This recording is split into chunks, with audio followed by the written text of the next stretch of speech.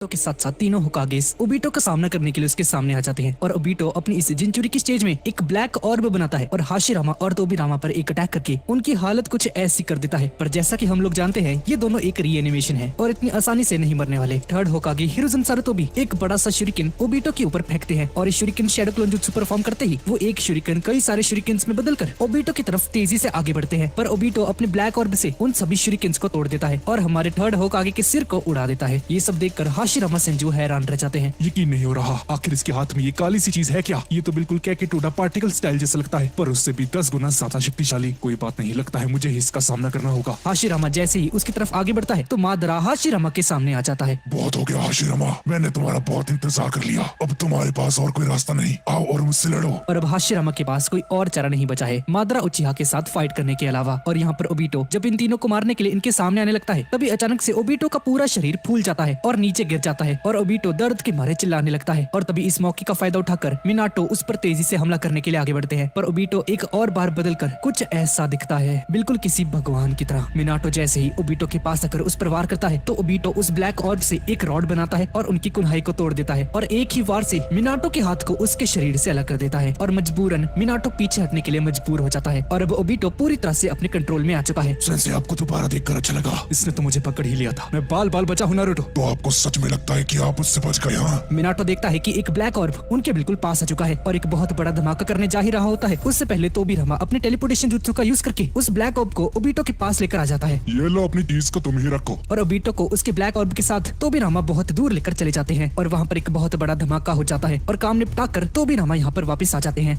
चिंता मत करो, मेरी फ्लाइंग राइजन ट्रांसपोर्टेशन जुत्सु काफी ज्यादा तेज है। मैंने उसी वक्त उसकी बॉडी पर वो निशान लगा दिया था जब उसने मुझ पर सबसे पहला वार किया था। इसी की वजह से मैं उसके पास पहुंच पाया। क्या बात है तोबिरामा, इसका मतलब है कि आप मेरे डैड का जुत्सु यूज कर सकते हो। देखो बच्चे, मैंने कभी भी तुम्हारे पिता का कोई भी जुत्सु यूज नहीं किया है, बल्कि तुम्हारा पिता फोर्थ होकागे मेरा बनाया हुआ जुत्सु इस्तेमाल करता रहा है, तो जरा सोच समझ कर बोलो। और इस तरफ मादरा उचिहा अपना विशालकाय सुसानो एक्टिवेट कर देता है और हाशिरामा भी अपना वुड स्टाइल जुत्सु यूज करता है और एक बहुत बड़ी राक्षस मूर्ति बनाता है। और एक और बार मादरा उचिहा और हाशिरामा सेंजू के बीच एक खतरनाक युद्ध होता है और इनकी जबरदस्त फाइट को देखकर यहाँ पर सभी के सभी निंजास अपनी हिम्मत और हौसला खो देते हैं। क्या कमाल की ताकत है इन दोनों में, ये दोनों तो अलग ही लेवल पर है और ये हमारे विलेज के पूर्वज है। अगर हम इनके सामने गए तो सिर्फ इनके रास्ते में आएंगे। हाँ, हम इस तरह की लड़ाई कभी नहीं लड़ सकते, हम इनके काबिल नहीं। शिकामारू देखता है कि यहाँ पर मौजूद सभी के सभी निंजास का जोश ठंडा पड़ चुका है और इन सभी को वापस पहले की तरह जोशीला बनाने के लिए शिकामारू इनो से कहता है, इनो मुझे इन सभी के साथ जोड़ दो, मुझे इन सभी को कुछ बताना है। हमें समझ गई शिकामारू। इनो अपने माइंड ट्रांसफर जुत्सु का यूज करती है,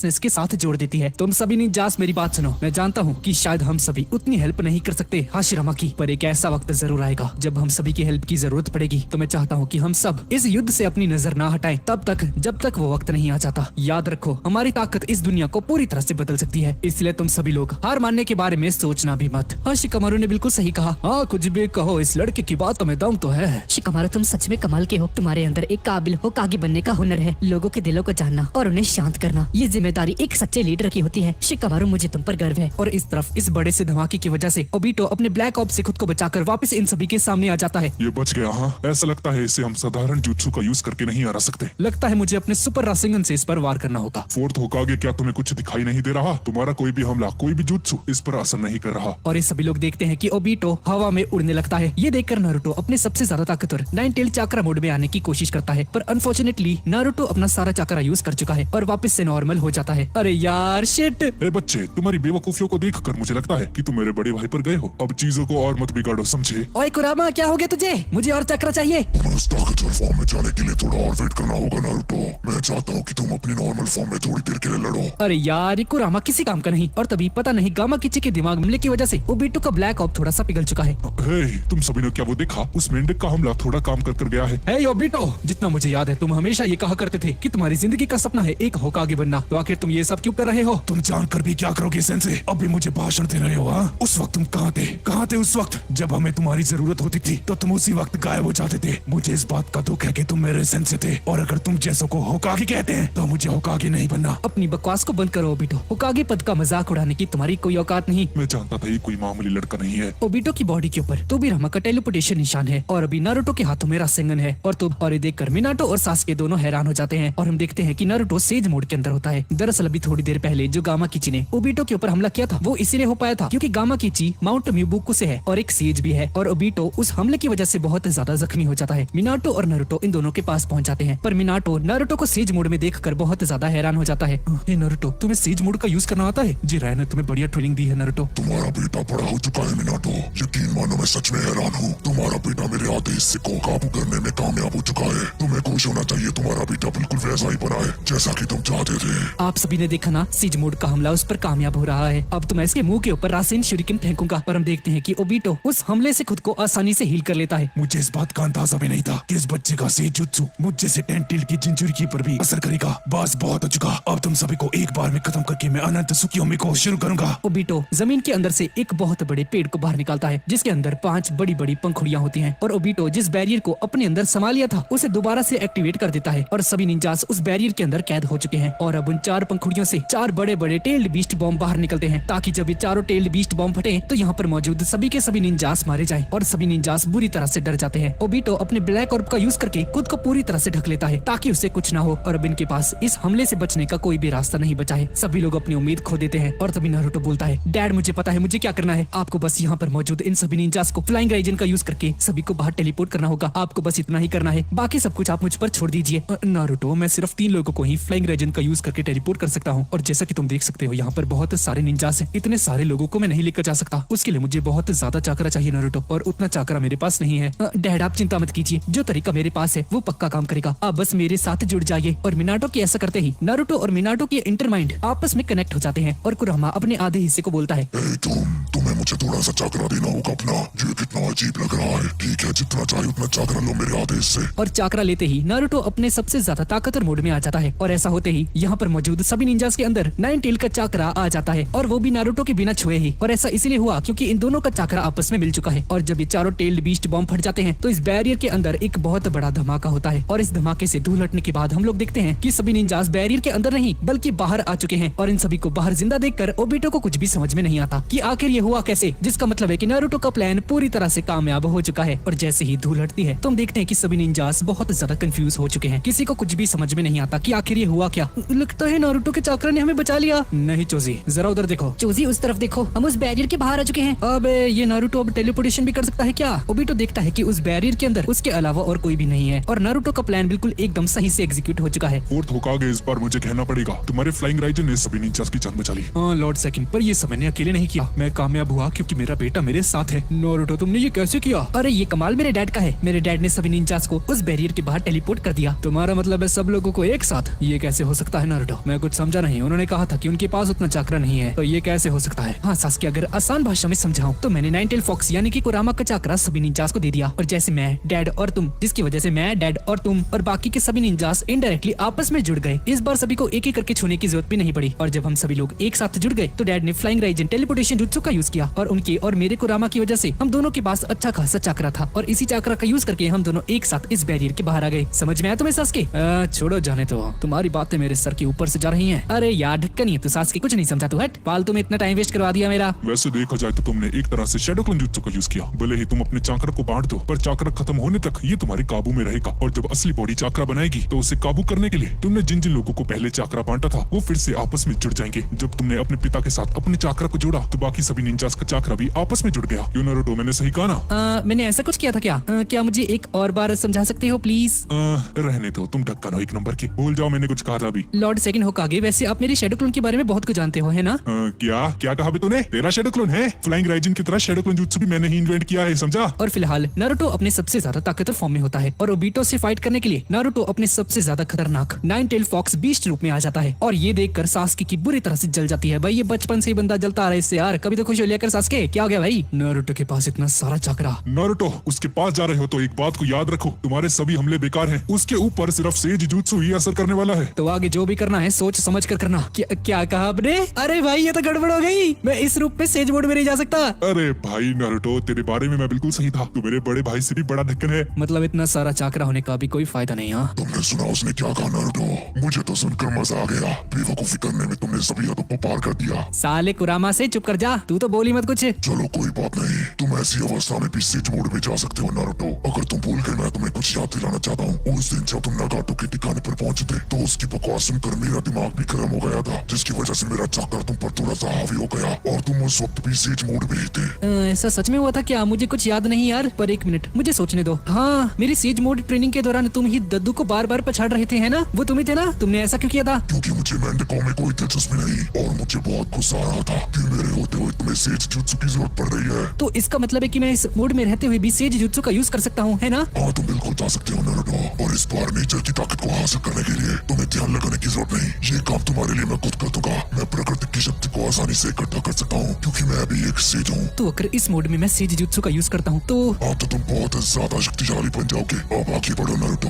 और इस बार कुरामा जब नारुतो के लिए ध्यान लगाता है तो नारुतो आसानी से एक ही पल में नारुतो का सेज मोड एक्टिव हो जाता है। नारुतो के साथ साथ मिनाटो भी अपने ताकत और विशाल टेल्ड बीस्ट मोड में आ जाते हैं और दोनों बाप बेटे एक बहुत बड़ा रासेंगन तैयार करते हैं। और तोबिरामा अपने फ्लाइंग राइजन जुत्सु का यूज करके दोनों को एक साथ उस बैरियर के अंदर टेलीपोर्ट कर देते हैं। और वो मार्क जो कि इन लोगों ने ओबिटो की बॉडी के ऊपर छोड़ा था, तो ये दोनों अचानक से वहीं पर आ जाते हैं और नारुतो और मिनाटो दोनों एक साथ उस बहुत बड़े रासेंगन से ओबिटो पर हमला कर देते हैं। पर ओबिटो भी अपने ब्लैक ऑब से उसे पूरी तरह से रोकने की कोशिश करता है, पर नारुतो और मिनाटो अपनी पूरी जान लगा देते हैं और ये रासेंगन सेज जुत्सु होने की वजह से दोनों इस ब्लैक ऑब से बनी हुई इस रॉड को तोड़ देते हैं और ये रासेंगन वेस्ट हो जाता है। और ये सब कुछ सास के दूर से देख रहा होता है। नारुतो, तुम इतने सारे चाकरा को यूज कर सकते हो? नहीं, आखिर तुम इतने ताकतवर कैसे हो गए? तुम मुझसे आगे कैसे निकल गए नारुतो? ये नहीं हो सकता। और तभी बैरियर के अंदर हम लोग देखते हैं कि ओबिटो जिनचुरी की होने की वजह से अपने अंदर से टेंटेल बीस्ट को बाहर निकाल देता है और ये देखकर मादरा उचिहा हैरान रह जाता है। पहली बार मादरा उचिहा के चेहरे पर थोड़ी सी फिक्र दिख रही होती है। नहीं ओबिटो, ऐसा मत करो। तुम अनंत सुखियोमी की प्रक्रिया को अभी शुरू नहीं कर सकते।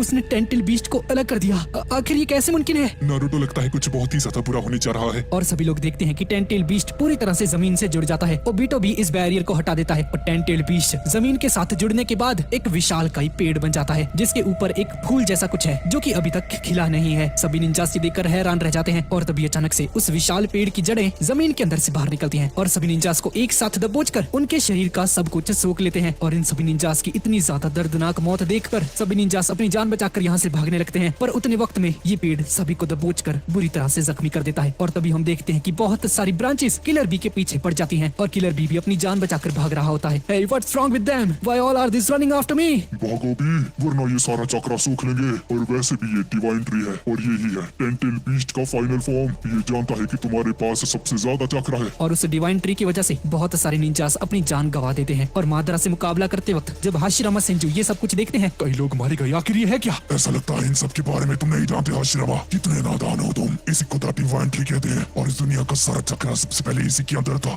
क्या कहा तुमने? चाकरा? हाँ, इन सभी ने पवित्र पेड़ से बहुत समय पहले चक्रा चुराया था और ये पेड़ वापस इन सबसे ये चक्रा ले रहा है। ये चक्रा पहले उसी का था। ये क्या बोलते जा रहे हो तुम मादरा उचिहा? साफ साफ कहो। वक्त ने सच के ऊपर पर्दा डाल दिया था। तुम जानते हो निंजास कैसे बने थे हाशिरामा? मैं तुम्हें शुरुआत से सब कुछ बताता हूँ, ध्यान से मेरी बात सुनो। सभी इंसानों के बीच जब चक्र जैसा कुछ नहीं होता था, फिर भी इंसान आपस में लड़ते मरते रहते थे, पर ये डिवाइन ट्री कभी भी उनके युद्ध में शामिल नहीं हुआ और ये बहुत ही खास जगह पर मौजूद था। और एक दिन इस पवित्र पेड़ के ऊपर से एक फल निकला। ऐसा माना जाता है ये फल करोड़ों साल में एक बार निकलता है। किसी भी इंसान ने उस फल को नहीं छुआ, पर एक राजकुमारी थी जो कि इस पवित्र पेड़ की ताकत को यूज करके सदियों से चलते आ रहे इस युद्ध को खत्म करना चाहती थी। इसलिए इस राजकुमारी ने उस फल को तोड़कर खा लिया और उसके बाद उस राजकुमारी को भगवान की शक्तियाँ मिल गई। वो पहली इंसान थी जिसने चक्र को हासिल किया और कहा जाता है कि उसने अकेले ही सदियों से चलते आ रहे इस युद्ध को खत्म कर दिया और इस राजकुमारी का नाम था कागुया। अच्छा, तो ये सब हुआ था? हाँ, जैसा कि मैंने तुम्हें बताया, वो पहली शख्स थी जिसके पास चक्रा था और उसके बाद उसने एक बच्चे को जन्म दिया और उस बच्चे के अंदर उसे अपनी माँ से चक्रा मिला। पर फिर कुछ अलग हुआ। वो पवित्र पेड़ अचानक से जिंदा हो गया और उसने एक विशालकाय राक्षस का रूप ले लिया और पूरी दुनिया में तबाही मचाने लगा। वो राक्षस था टेंटेल बीस्ट और उस वक्त जिसने उसे रोका था वो था कागुया का बेटा हागुरोमो। उन्हें सब कुछ चक्रा के बारे में सिखाया और निंजुत्सु की खोज भी उन्होंने ही की थी। वो हम सभी निंजास के परम पिता हैं और आज उन्हें सभी लोग 6 पतों के महर्षि के नाम से जानते हैं। अच्छा, तो होगोरोमो ही 6 पतों के महर्षि हैं? हाँ, यानी कि हमारे अतीत में इतना सब कुछ हो चुका है, पर इतना सब कुछ तुम्हें कैसे पता मादरा उचिहा? ये पूरा का पूरा इतिहास उस स्टोन टैबलेट के ऊपर लिखा हुआ है। मैं अच्छे से समझता हूँ कि उनके साथ क्या हुआ था। जिन्होंने पवित्र पेड़ के फल को खा लिया था, इस दुनिया में युद्ध को हमेशा के लिए खत्म करने के लिए उन्होंने उस फल को खाया था, पर ऐसा कभी हुआ ही नहीं, बल्कि सब कुछ खराब होने लगा। हमारे इस दुनिया में चीजें वैसे घटित नहीं होती जैसा हम चाहते हैं और सबसे बड़ा सच तो ये है कि जब भी कोई उस फल को खाता है तो वो इंसान श्रापित हो जाता है, सबसे नफरत करने लगता है और यही है हम निंजास का असली सच। क्यों हाशिरामा, तुम्हें क्या लगता है? अच्छा, तो इसका मतलब है कि तुम उस पवित्र पेड़ की ताकत का यूज करना चाहते हो? क्या यही तुम्हारा मकसद था मादरा उचिहा? उस दिन तुम विलेज छोड़ने से पहले मुझे यही कहना चाहते थे, है ना? जवाब दो मादरा। एक सपना जो कि भविष्य से भी परे है, तुमने मुझे यही कहा था ना? तो आखिरकार बार मेरी बात को तुम समझ ही गए हाशिरामा। हाँ बिल्कुल सही कहा तुमने, बस देखते रहो हाशिरामा, तुम्हारे सामने सब कुछ होगा और तुम कुछ नहीं कर पाओगे। और इस तरफ हम उन 5 कागिज को देखते हैं जो कि युद्ध की जगह के पास पहुंच चुके हैं और ये सभी कागिज उस बड़े से पेड़ को यानी कि द डिवाइन ट्री को दूर से देखते हैं। ये चीज है क्या? वहाँ कुछ तो बहुत अजीब हो रहा है। कात्सुया जी लेडी होकागे, मैं वहाँ की सारी जानकारी आपको देती हूँ। और इस तरफ मादरा उचिहा हाशिरामा से बोलता है, हाशिरामा ध्यान से देखो, उस पेड़ के ऊपर एक बड़ा सा पुल है और इस पुल के अंदर है रेने शारिंगान, और जब ये पुल गिरेगा तो इस रेने शारिंगान की प्रोजेक्शन सीधा जाकर चंद्रमा पर पड़ेगी और उसी वक्त अनंत सुखियोमी की प्रक्रिया शुरू हो जाएगी, यानी कि ये पूरी दुनिया एक गेंजुत्सु के अंदर फंस जाएगी। एक ऐसा गेंजुत्सु जो कि अनंत काल तक चलेगा। पर क्या करें, 8 और 9 टेल अभी भी जिंदा है। अच्छा, तो इसका मतलब है कि 8 टेल और 9 टेल की जरूरत है इस प्रक्रिया को पूरा करने के लिए। हाँ, पर उनकी चक्र का थोड़ा सा हिस्सा भी चलेगा। ये मत समझना कि ये खिलेगा नहीं, ये खिलकर रहेगा, पर वो होने में शायद अभी आधा घंटा लगेगा। आधा घंटा? हाँ, तो हमारे पास सिर्फ आधा घंटा बचा है। और तभी हम देखते हैं कि उस पवित्र पेड़ की डालियां नारुतो को दबोच लेती हैं और उसका 9 टेल चक्रा सोकर नारुतो की हालत कुछ ऐसी करने जा रहा होता है। और तभी थर्ड होकागे नारुतो को उन डालियों से छुड़ा देते हैं और मिनाटो और तोबिरामा के पास लेकर आ जाते हैं और तोबिरामा इन तीनों के साथ सीधा यहाँ पर आकर टेलीपोर्ट हो जाते हैं। और अब जाकर उस पवित्र पेड़ की डालियां शांत होती हैं, पर इसकी वजह से बहुत सारे निंजास अपनी जान खो देते हैं। और नारुतो इन सभी निंजास की लाशें देखता है और नारुतो बहुत ज्यादा गुस्सा हो जाता है। और यहाँ पर मौजूद बाकी के जो निंजास हैं, इन सभी की हिम्मत जवाब देने लगती है, अब लड़ना बेकार है, हम सब बहुत बुरी मौत मरने वाले हैं, हम इससे कोई नहीं बचने वाला। हे तुम सब हार मत मानो, अगर तुम सभी लोग उस गेंजुत्सु में चले गए तो मौत से भी बदतर होगा ये। अच्छा गेंजुत्सु, हाँ तुम सबको अभी भी लगता है कि तुम उस गेंजुत्सु में जाओगे? हाँ नहीं, यहाँ पर मौजूद जितने भी लोग हैं उन सभी ने अपना मौका खो दिया है। अब तुम सभी को गेंजुत्सु नहीं सीधा मौत मिलेगी। और शिकामारू की हालत बहुत ज्यादा खराब हो जाती है क्योंकि उन ब्रांचेस ने शिकामारू का बहुत सारा चक्रा सूख लिया है और शिकामारू मरने के बहुत ज्यादा करीब आ चुका है। और उसकी ऐसी हालत देखकर सभी लोग यहाँ पर पहुँच जाते हैं। हे चोजी, ये बहुत बुरा दिख रहा है, शिकामारू ठीक तो हो जाएगा ना? कात्सुया, आपको शिकामारू के साथ जुड़कर उसे हील करना होगा। साकुरा मुझे माफ करना, पर ये मुमकिन नहीं। मेरे छोटे छोटे हिस्से जो सभी निंजास से जुड़े हुए थे वो सभी चक्रा खाली होने की वजह से मर चुके हैं। माफ करना डैड, लगता है मैं आपके पास आ रहा हूँ, मुझे माफ करना मॉम। शिकामारू, इस तरह से हिम्मत मत हारो, मैं तुम्हें मरने नहीं दूंगी। यहाँ कोई भी जिंदा नहीं बचेगा, तुम सबके साथ मरोगे। और जरा देखो तो तुम्हारी आंखों में आंसू आ चुके हैं नारुतो। वैसे देखा जाए तो तुम्हें रोना भी चाहिए, इन सब लोगों की जान गई तुम्हारी वजह से, तुम इनकी मौत के जिम्मेदार हो नारुतो। मैंने तुमसे पहले भी कहा था तुम अकेले की मौत से सब कुछ ठीक हो जाएगा, लेकिन नहीं, अब तो और लाशें पीछेंगी, मरने वालों की संख्या और बढ़ेगी। आखिर कोई तो रास्ता होगा, इस तरह से तो हम सभी लोग हार जाएंगे। लगता है आप डर रहे हैं सारुतोबी, तो तुम आ गए ओरोचिमारू, तुम्हें देखकर अच्छा लगा। बाकी उन 5 कागिज का क्या हुआ? हाँ वो सभी लोग ठीक है, बस आते ही होंगे। माफ करना सास्के, जुगो, हमें आने में देरी हो गई, पर चलो अच्छा है तुम लोग आ तो गए। सास्के, ये पेड़ तो वाकई ही में बहुत बड़ा है, मैं सोच रहा हूँ इसे काटने में कितना वक्त लगेगा और कौन सी कुल्हाड़ी से काटूं। और तभी ओबीटो दोबारा से उन जड़ों को हरकत में लेकर आता है ताकि उन सभी का चक्रा फिर से सूख सके। पर सास्के अपना सुसानो एक्टिवेट कर देता है और इस पवित्र पेड़ की एक बड़ी सी जड़ को काट देता है। नारुतो, अगर तुम्हारा आंसू बहाना बंद हो चुका हो तो इस ओबीटो को हराने में मेरी मदद करना चाहोगे क्या? मैं बस खड़े होकर ये तमाशा नहीं देखना चाहता। चलो जुगो, कम से कम तुम तो मेरे साथ हो। और सास्की को इस तरह से हिम्मत से लड़ते हुए देखकर नारुतो भी चुप नहीं रहता और अपना सबसे ज्यादा ताकतवर 9 टेल फॉर्म चक्रा को एक्टिवेट करके विशालकाय 9 टेल फॉक्स के रूप में आ जाता है और सास्की का साथ देता है। और यहाँ पर मौजूद सभी निंजास के पास 9 टेल यानी कि नारुतो का चक्रा मौजूद है और नारुतो के सेज मोड की वजह से नारुतो के अतीत को सभी लोग अपने मन में देख पाते हैं कि नारुतो ने कितना कुछ सहन किया है। हे सास्की, तुम अकेले कुछ नहीं कर सकते, मुझे तुम्हारा साथ देना ही होगा। तुम जानते हो ना, सिर्फ सेज जुत्सु ही उस पर असर करता है। तो मुझे अपने जैसा मत समझो नारुतो। जुगो जल्दी करो। जुगो अपने श्रापित निशान को अपनी पूरी बॉडी के साथ साथ पूरे सुसानो के अंदर फैला देता है और ये देखकर सुइकेत्सु बोलता है, कारिन तुमने देखा, सास्के तो जुगो का श्रापित निशान यूज कर रहा है। जिसे तुम श्रापित निशान समझ रहे हो वो जुगो का सेज मोड है। और जब मैंने सास्के के ऊपर जुगो का वो चक्रा एक्सपेरिमेंट किया था तो सास्के ने तुरंत उसे हासिल कर लिया था। तो इसमें हैरान होने वाली कोई बात नहीं, सास्के की सुसानो ने जुगो के चक्रा को अच्छे से अपना लिया और अभी एक सेज सुसानो बन चुका है। तोबिरामा भी अपने मन में सोचते हैं, तो इस सास्के के पास सुसानो की ताकत भी है। हाँ, और अब इसमें कोई शक नहीं, ये भी उस मादरा की तरह बनेगा। सास्के, तुम सबसे ज्यादा ताकतवर हो। मेरी जिंदगी भर की रिसर्च और जितनी भी जानकारी मैंने जमा की है, मैं पूरे यकीन के साथ कह सकता हूँ कि एक दिन तुम इतने शानदार निंजा बनोगे जो उस मादरा उचिहा को भी पीछे छोड़ देगा, बहुत ज्यादा पीछे। Naruto Uzumaki,